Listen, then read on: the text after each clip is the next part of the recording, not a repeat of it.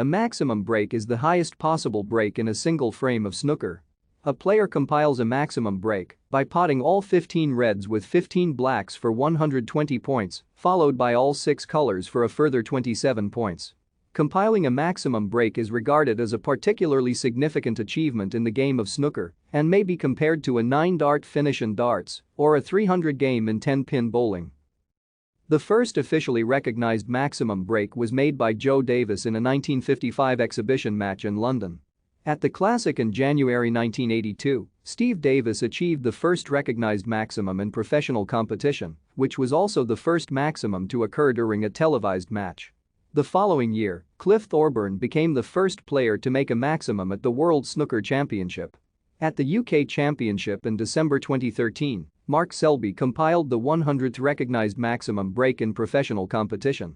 Ronnie O'Sullivan holds the record for the most maximum breaks in professional competition, with 15.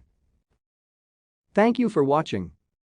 Like and subscribe if you would like to view more of our videos. Have a nice day.